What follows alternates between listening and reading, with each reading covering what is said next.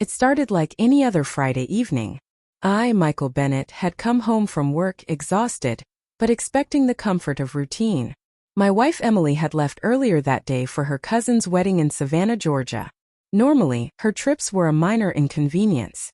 She'd pack her bags, check in with me briefly, and I'd keep to my own schedule until she returned. But this time felt different. There had been subtle signs over the past few months. Text messages arriving late at night, laughter that sounded forced, fleeting glances at her phone when she thought I wasn't looking. I brushed them off. Weddings, I thought, people dress up, drink too much, get caught up in the celebration. Nothing more.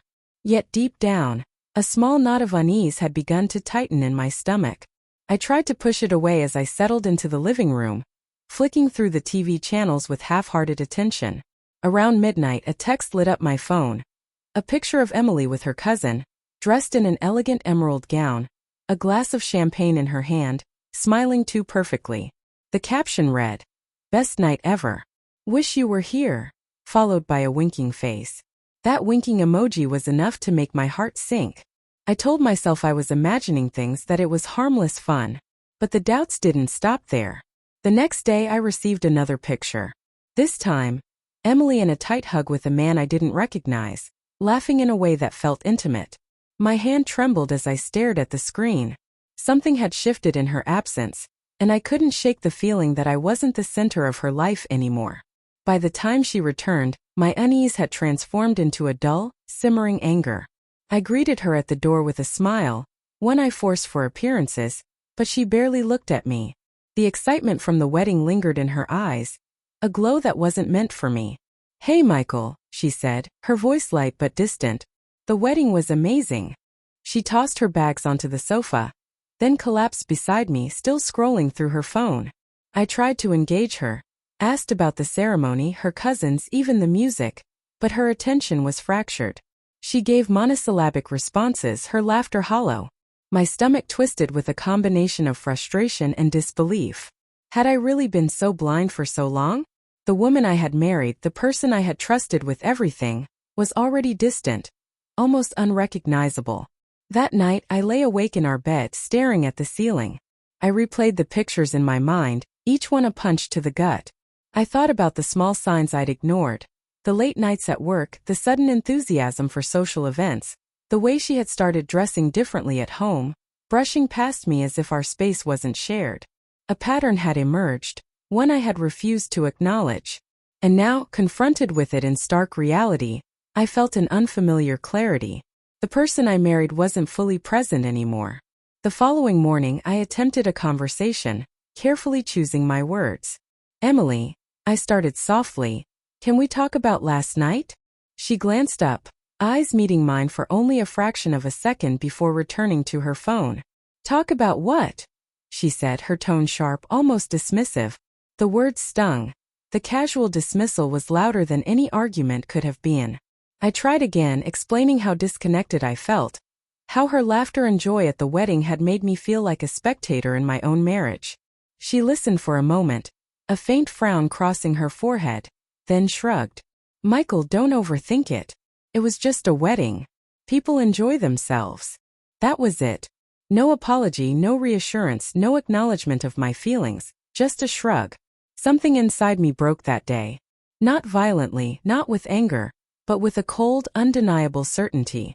This was not a temporary lapse.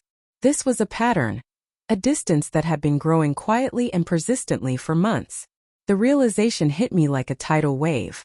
I had been living alongside someone who had slowly drifted away. And the moment she returned from a celebration with the world outside, I saw it clearly. I was no longer a priority. I spent the day, and the days that followed, going through the motions. Answering emails, fixing breakfast, pretending everything was normal. But every glance at her reminded me of the gap that had opened between us, a chasm that no amount of conversation could bridge. By evening, I had made a decision, not a rash one, not born of jealousy or revenge, but a rational, painful choice. I pulled out the papers I had been avoiding for months, the documents my lawyer had prepared quietly while I wrestled with denial and hope. Divorce. The word felt heavy in my hand, heavy in my chest, yet liberating. It wasn't just about her actions. It was about reclaiming my life, my dignity, my sense of being valued. That night I sat alone in the living room, staring at the wedding pictures on her phone, my hand hovering over the pen, ready to sign the first official step toward freedom. I didn't feel victorious, not yet. I felt clarity, a harsh, piercing clarity that cut through months of confusion. And in that clarity, I realized something that both terrified and freed me. The life I had imagined with her was over, and it had been over long before she even returned from Savannah. As I signed the first sheet, the silence of our home enveloped me, broken only by the faint hum of the refrigerator. I wasn't yelling. I wasn't storming out. I was calm. I was resolved. And somewhere deep inside, I knew that this was only the beginning. The coming days would be painful, but for the first time in a long while, I felt like I had taken control. The next morning, Emily seemed oblivious to the weight of the night before. She moved around the kitchen, humming softly, pouring coffee with a casual cheerfulness that now felt alien to me. I watched her for a moment, measuring my response, knowing that any hint of anger or confrontation would be wasted energy. Instead, I spoke calmly, almost mechanically. "Emily, I filed the papers yesterday." Her eyes widened briefly. A flicker of surprise, then a flash of something else. Regret, shock, denial. She looked down, fumbling with a coffee mug, then muttered, "I didn't expect you to do it." I nodded, keeping my voice steady. "I've thought about this for months. It's not about a wedding or a momentary excitement. It's about the way we've drifted, the way you've distanced yourself. I've waited. I've tried. And I've realized I can't force something that's already gone." Her hands trembled slightly. I hadn't expected her to react so subtly. She was usually quick to defend herself, to push back, but now she seemed almost fragile. For a moment, the woman I had loved, the one who had once been magnetic and alive, flickered in front of me. Then reality struck. She was the same person who had ignored my feelings, who had left me emotionally abandoned. She sat down at the table, fingers gripping the edge tightly. "Michael, I didn't realize. I thought maybe we could."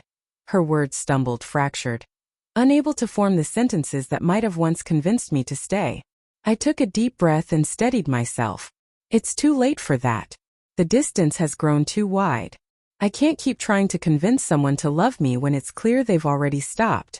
For a long silence, we just sat there. I felt a strange mixture of sorrow and relief.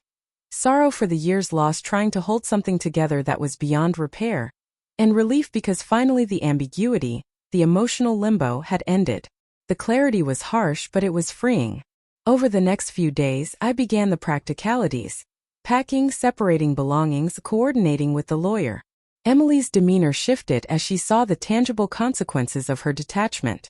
The initial casualness faded, replaced with nervous energy and thinly veiled frustration. She had always thrived on control, on the comfort of knowing I would absorb the brunt of responsibility.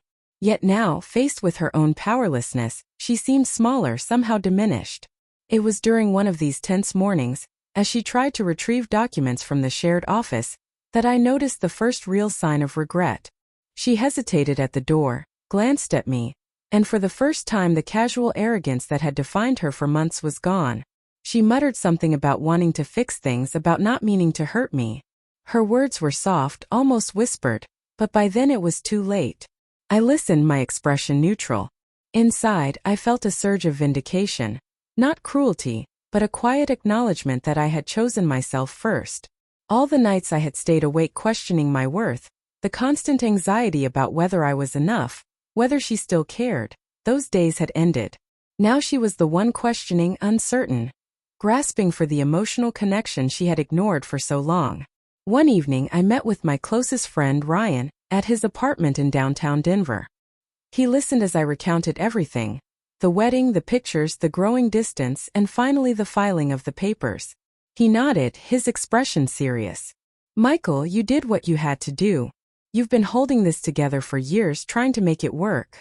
But someone has to value themselves first. That's you now." His words resonated, confirming what I had already known. It wasn't about winning or revenge or proving a point.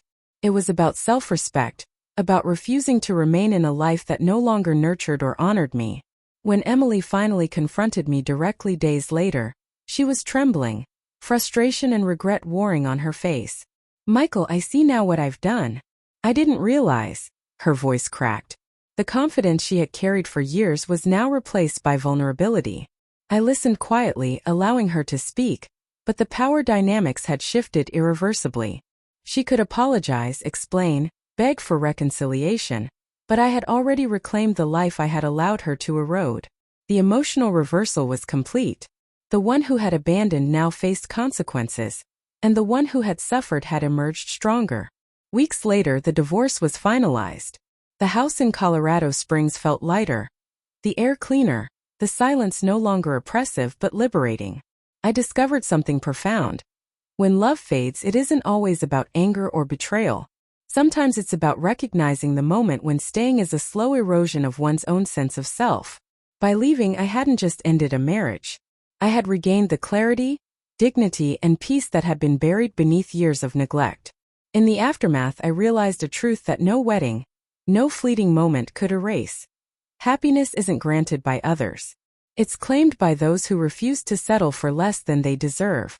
Emily had walked away emotionally long ago, but in doing so she had shown me precisely what I needed to see. And in that revelation I found my freedom.